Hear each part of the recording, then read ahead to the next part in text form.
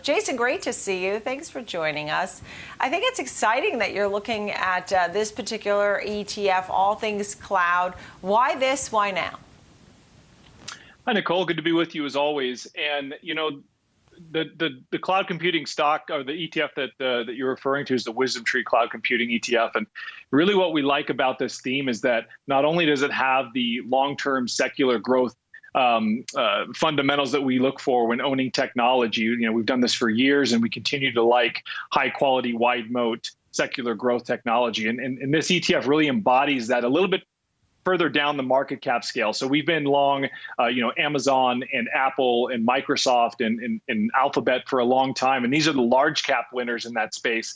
But W Cloud gives you exposure to some of the smaller and mid cap leaders in cloud-based businesses. And we think that not only has this theme been working for many years for understandable reasons, but what we've learned in this recession is that these work from home stocks and the cloud and security and AI and remote work has become almost a tech utility of sorts. And we don't think that theme is going away anytime soon. We think it's only gotten stronger through this recession. The need to have access to this new era type of computing is important and will only get more important as the years go on. So W Cloud is a great way to play that with diversification. There's about 52 stocks in that ETF, and we really like the construction of it. Yeah, we just saw some of them. I saw Wix, I saw Zscaler, I think that Shopify, Zoom, Twilio are some of the names in there. That's right. Would you stick with this? Fastly, DocuSign, which has done very well, one of these stay-at-home. So are you recommending getting into this and staying in it for 12, 18 months, or until you actually need the money, just continue to let it grow for the next decade? Yeah, so we're very long-term oriented at Albion, as you know. So, our counsel would not be to trade the ETF, but rather own the ETF long-term.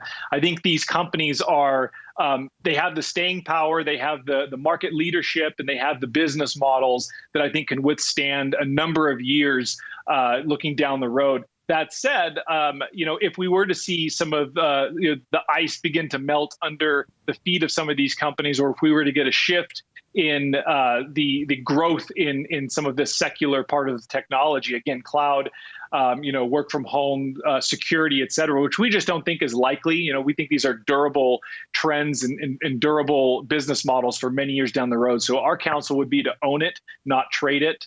For the long term. And that could be a decade. That could be beyond a decade. We're going to lean on WisdomTree to make the right decisions on the composition of the ETF, like you do with any ownership in an ETF. But for now, we really like the companies that make up the fund.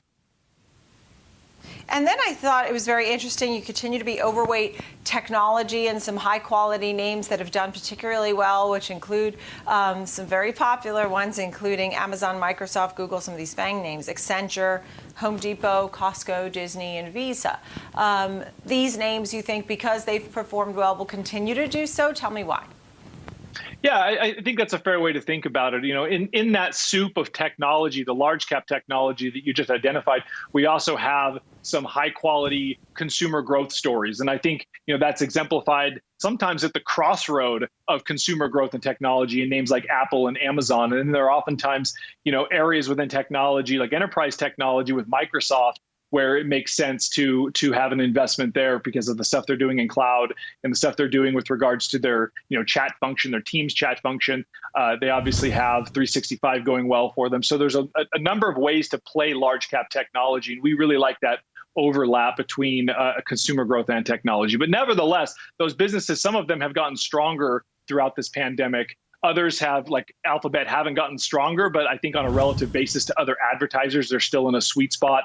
They're continuing to monetize more and more of our digital lives. And we think that, Google's something you can stick with for the long term. So the businesses have done well. The stocks have had good downside profiles relative to the market, but also participate in the upside. So that's a nice feature that you can kind of rely on, we think, over both the medium and longer term, because these businesses are just, like I said, they're almost like tech utilities at this point, where they've just become the fabric of our lives. It's no longer cotton; it's high quality technology. Mm-hmm, mm-hmm. And I was reading that you think that the recovery will be gradual, right? So how do we map out our investments into some of these great companies that you're overweight? How to do it? Yeah, good question. And I think the way to think about that is if you look at the S&P 500, to own 25% of your portfolio in technology, quote unquote technology, you're not really that overweight. Because when you look at the technology sector of the S&P 500 and you look at the communication sector of the S&P 500, I mean, you could argue that 40% of just owning the standard index puts you into technology exposure. So I don't think you can be too overweight technology in this environment. Again, given what we've learned about this recession, these companies have the durability and the wherewithal to do well in good and bad times. So I think thinking about the construction of your portfolio at a sector level relative to what you would get if you were to own an index is an important way to think about kind of the arc of the next few years as we get through the other side of this pandemic and the companies you want to own on that path. So as we look at it, we think sticking with technology is important. Having the consumer retail part of the portfolio dialed in with the high quality retail companies and consumer growth stories is important because as the economy recovers, those are going to do well. I think Disney has upside over the next couple of years as we get on the other side of this virus. So just having a well-constructed portfolio of good companies and owning those for the long term is really the best advice that I can give your viewers. And it's so hard for these companies. For example, Disney, as you had the coronavirus spike in Florida, you had the employees talking about that they really wanted to delay the opening. So each company has to deal with its own challenges and hurdles. That being said, you just gave us 8 great names that are high quality technology or consumer type stocks. Which of those 8 do you have a couple that really stand out more than others of the group that you say that I really like that one? Yeah, that's always tough because you're asking me to pick my favorite child, as I call it. But nevertheless, I'll throw a couple of out there. I think, Microsoft for, betting on growth in enterprise technology and cloud is a great company you can stick with. I think Visa doesn't get enough credit for the duopoly that they operate in with Microsoft. I'm sorry, with MasterCard and the growth of consumer spending less with cash and checks and going to credit and online forms of payment, Apple Pay included. Visa is a toll. Just about everything we do with our credit cards, Visa takes a little bit of that.